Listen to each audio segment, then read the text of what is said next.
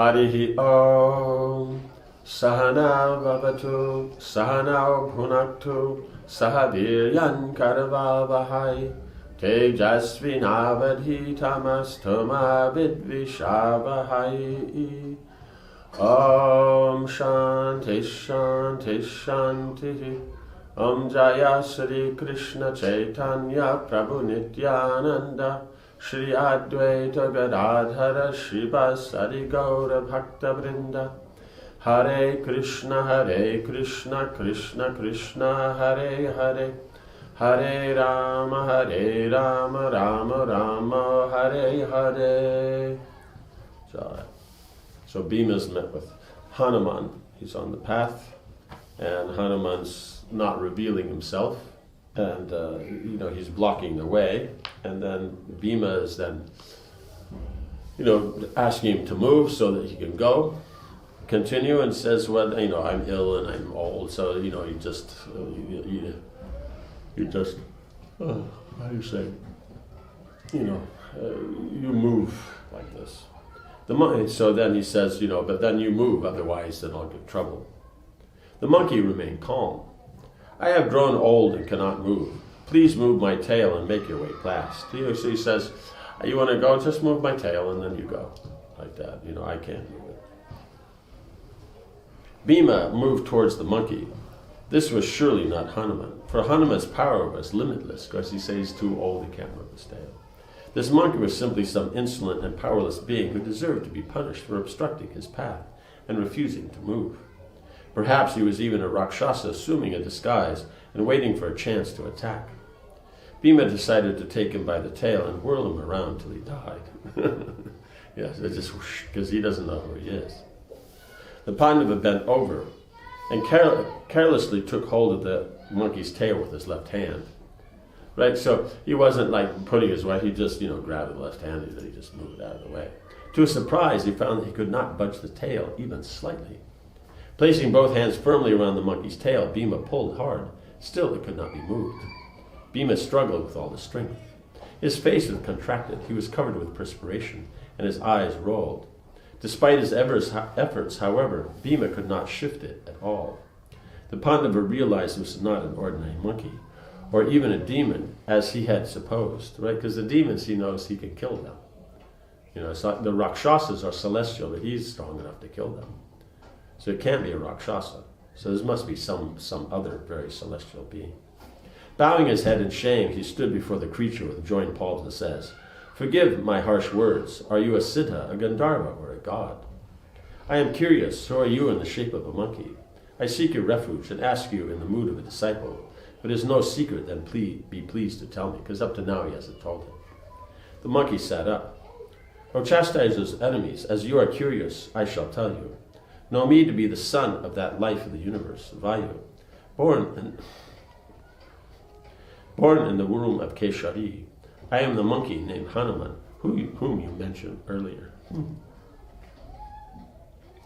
As Bhima listened in amazement, Hanuman told him in brief the famous history of the Ramayana, which the Pandava already knew well. When Hanuman finished speaking, tears fell from Bhima's eyes and he fell to the ground to offer his obeisances. Rising up again, he spoke joyfully to the monkey chief. "No one is more fortunate than me, for I have seen my famous and powerful brother. O great one, I have only one desire. Please show me the form in which you jumped over the ocean. I shall then have full faith in your words," right? Because Hanuman took a huge form when he jumped to Lanka, like that. Hanuman replied, "That form cannot be seen by you or anyone else. When I leapt over the ocean, the world was a different place. It was a former age and everything was greater. Now that Kali Yuga is about to begin, all things have diminished. I can no longer display that gigantic form because everything must obey the dictates of time. I am no exception," right? So when they're in Satya, they'll be, let's say they're one who lives there in Satya, they'll be this big, then in Dwarpa they'll be like this and like this. So they'll just match the age and all that. Therefore, please do not ask me to reveal that form. Hearing Hanuman speak, Bhima became curious to learn more from his ancient brother. "Please tell me, what are the different manners and customs of each age?" You have been alive almost since the first age. How have people pursued religion, economic development, pleasure, and liberation in each of the yugas? Happy to respond to his brother, Hanuman began by describing Satyuga. At that time, every living being was self-realized and devoted to the Supreme Lord's service. Right? They're all God-conscious at that time. With the onset of each successive age, however, everything diminishes and becomes more degraded. Virtue was fully manifest in the first age, but it diminished by a quarter in each of the successive ages. By now, Hanuman explained, virtue and religion were 3/4 lost, right? Because you're right at the end of Dwapara. It's about to begin Kali. So it means even though it's Dwapara, there's just a touch left of the thirst. You can basically say it's 3/4 gone. Like, if I say, okay, it's gone up to 74%. Right? So 75 means 3/4. So 74, you say it's like in Bengali, you say unis bis, 1920, it's the same. By now, Hanuman explained, by the end of Kali Yuga, it will have disappeared entirely. Hanuman concluded, as the age progresses and virtue diminishes, so the nature and abilities of men undergo diminishment. Everything becomes inauspicious. Even the performance of religious acts in this last age produces contrary results. How then can I show the form of which I left over the great ocean? And even if I could, why should a wise man such as yourself ask to see something so unnecessary? But Bhima was insistent. He sensed that the very mighty Hanuman was able to show his most powerful form despite his reluctance. The Pandava greatly desired to see it, and he declared that he would not leave until he was satisfied. Right, because now he's brothers, but he's seen, of course, his elder brother. At last the monkey chief relented, telling Bhima to stand back, because otherwise he's going to get bigger. You have to be some distance back. Hanuman rose up from his resting place and expanded his body to massive proportions. He covered all sides and towered above Bhima, looking like a second Vindhya mountain. In a voice that resounded through the forest, he spoke to the awestruck Pandava. This is the extent to which you are able to see my form. I could go on expanding myself almost without limit. My size and power increase amid foes according to their strength. Rama's devoted servants can never be overcome by any enemy. Yeah. So he says he can keep going, but this is the size that he could relate to. Bigger than that, he'll just see you'll see the what do you call it, the bottom of his soul, like that. So it's just yeah. And then and according to the enemies, if the enemies are big, he'll be bigger. If they're smaller, he'll be smaller. If they're more powerful, he'll manifest more energy. So he just matches the enemy, and he can always defeat, because he says Ram's servants, they can never be defeated. Right? So when one takes shelter of the Lord, then one is always taken care of. Bhima trembled with exhilaration to see Hanuman's majestic form. Dropping to his knees, he said, "O Lord, greatly powerful one, I have seen your form to my satisfaction. You resemble the Mainaka mountain. As you are able to show such power, how was it that Rama had to exert himself to fight with Ravana, with you by his side? What need was there for him to do battle with that Rakshasa? It seemed to me that you could have immediately and single-handedly crushed Lanka with all its warriors, elephants, and chariots." Hanuman returned to his normal side and replied solemnly, "It is exactly as you say, Bhima." That means he could have done it all himself. That wretch Ravana was no match for me. But if I had slain him, the glory of Dasarath's son would have been obscured, right? Because he's a servant of the Lord. By killing the king of the demons and rescuing Sita, my Lord Rama has established his fame and glory among men. Right? Because it was supposed to be his glory. And also Sita made the point. He said, "I'll carry you back now." He says, "No, my husband will come and take me." And that'll be his glory. She's been insulted by this Rakshasa. Now her husband will come and chastise the Rakshasa and take her back. These are Kshatriyas. Hanuman then told Bhima to go back to his brothers. Bhima explained that he first had to find the source of the 1,000-petal lotuses, and Hanuman showed him the way to the forest where they grew. There is the path which leads to the Saugandhika forest, and there you will see Kuvera's gardens, which are guarded by the Yakshas and Rakshasas. In a great lake lie the flowers which you seek for your wife. Hanuman came forward and embraced Bhima with affection.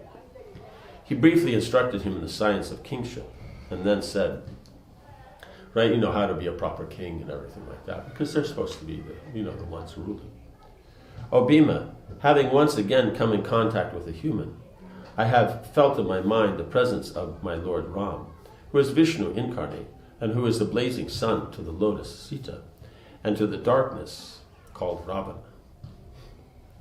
Right, so the blazing sun, because when the sun comes, the darkness goes. So when Ram comes, the Ravana is defeated. Therefore I wish to give you a boon. Ask me whatever you desire. If you wish, I shall go to Hastinapur and kill Dhritarashtra's insignificant sons and grind their city to powder. To powder, yeah. Or I can bind Duryodhana and bring him here. Tell me, what can I do for you, right? Because everybody says they're willing to just go there, get rid of that. Bhima replied that he felt assured of success if Hanuman would simply lend his support and blessings. Even his presence on the battlefield would guarantee victory. Hanuman replied, when you rush forward for the fight, sending forth lion-like roars, I will add my roars to yours. Remaining on the flagstaff of Arjuna's chariot, I will strike fear into the hearts of your foes by my terrific yells. So when Bhima roars, then Hanuman's roars will be there in the background, so it'll give more strength. And on Arjuna's chariot, then he's on his flag. But he'll also roar from there. And so then he'll create fear in the enemy. After embracing his brother once more, Hanuman told him to depart for Saugandhika. Seeing the glint in Bhima's impetuous eyes as he made ready to leave, Hanuman held him by the arms and said, do not take the flowers forcefully, child. The celestials should always be respected. In this way, they will bestow their blessings upon you. As a Kshatriya, you should perform your duty to protect other living beings. Other beings humbly, and keep your passions under control.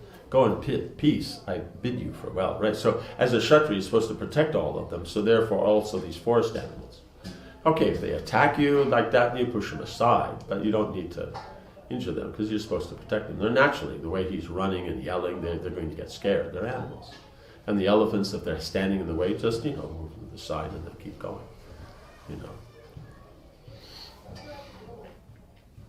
Hanuman disappeared, and he's also pointed out, just don't go take the flowers, because they're the celestials. You should always offer respects to them. Hanuman disappeared, and Bhima headed towards Saugandhika. As he walked, he reflected on the astonishing form Hanuman had shown him. Who could imagine such a sight either in heaven or on the earth? Bhima also remembered Rama's glories and the great battle he had fought for Sita. With Hanuman's help, millions of Rakshasas had been slain. Bhima knew a similar fight awaited the Pandavas. Again, the all-powerful Lord, the original Supreme Person, would take part in the fight. The world would then be rid of unwanted elements, right? Because Krishna is involved, because they have all these demoniac kings and their assistants, who then are getting in the way of people being properly religious and being God conscious. So by their removal, then you can properly establish things.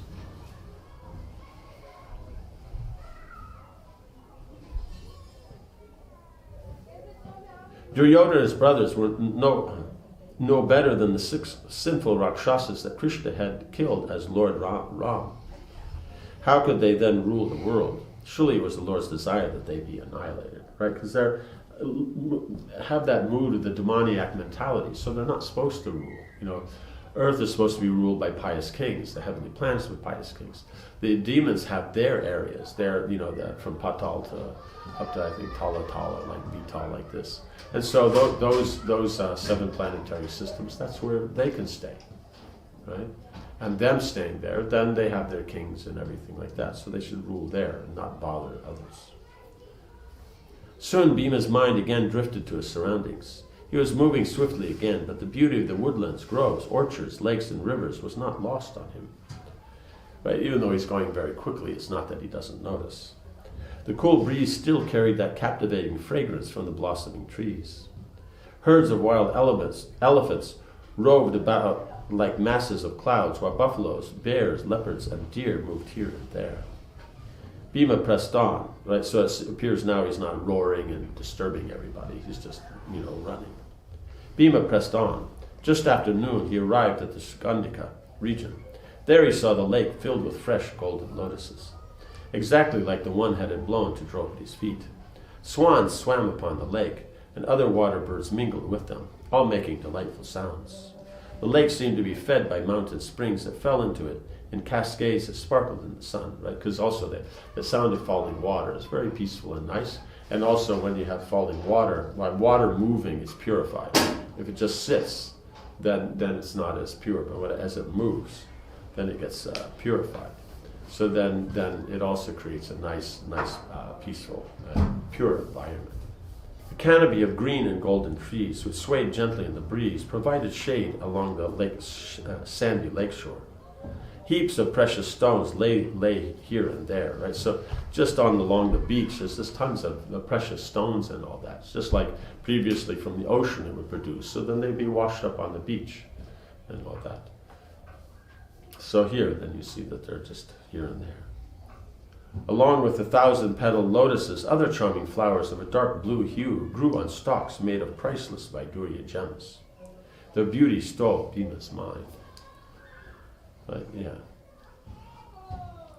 But the thousands of Yaksha and Rakshasa guards Kuvera had deployed to protect this lake saw Bhima arrive. They moved towards him, and their leader shouted, "Who are you, effulgent one? Why have you come here clad in deerskin, yet bearing weapons? Know that we are the Krodhavasas, guardians of this lake." Right? So they sing he's there. How did he get there unless he's very pious? 2, he's very effulgent, so that shows he's very, very qualified.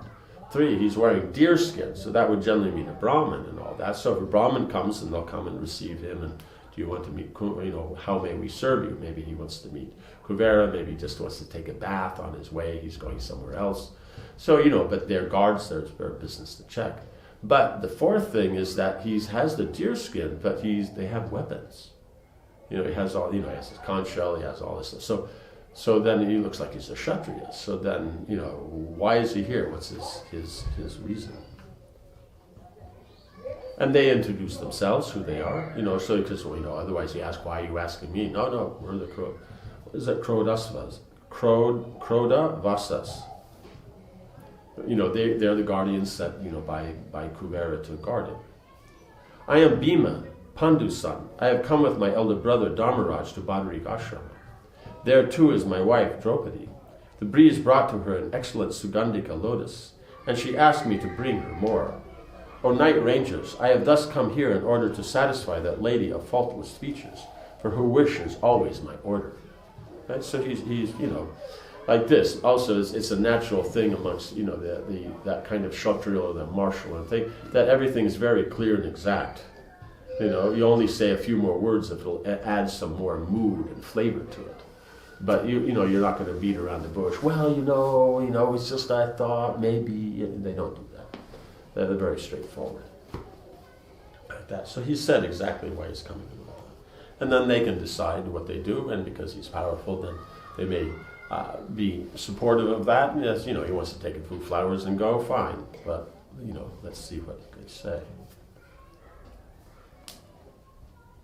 The Rakshasa placed his spear on the ground and replied, "O foremost of men, this place is Kuvera's favorite playground." We have literally just... Okay. Humans may not sport here, nor may they take away the flowers and fruits. Only the celestials are permitted to use this lake. But they said he's an effulgent one, but they sing he's a human. So that's why they're confused. Others who try, disregarding the Lord of Wealth, certainly meet destruction. As you desire to take away the lotuses belonging to Kuvera without his permission, how can you say that you are Dharmaraj's brother? Do not perform an irreligious act. First ask Kuvera's permission, and then you may enter the lake. Right? So their point is, you've come to take, but don't just take because they belong to Kuvera. So they're saying about the formality. So you're Dharmaraj's brother, don't do something wrong. Dharmaraj means he does everything according to the law. And so therefore, since these belong to Kuvera, you ask Kuvera, and then if he says, you bathe in the lake. Because why bathe in the lake? Because to take the flowers, you have to bathe in the lake, because you have to go into the water to take them. Bhima did not care for the warning, right? That's what Hanuman before said, he should always respect the celestials. Right? Because he could have just gone to Kuvera and asked, but then, if he didn't, he had little regard for Rakshasas, right? So that's the problem, is he doesn't like Rakshasas, and they're the guards. And was certainly not going to be told what to do by them. Completely forgetting Hanuman's admonishment, he placed his hand on his mace and boomed out. Oh, wait a minute. We're supposed to end, weren't we? Yeah, we're just finishing. Yeah, we're in 21 minutes. Okay. Oh, Rakshasas, I do not see the illustrious Kuvera here. And even if I did, I would not pray for these flowers, right? Being a Kshatriya doesn't pray.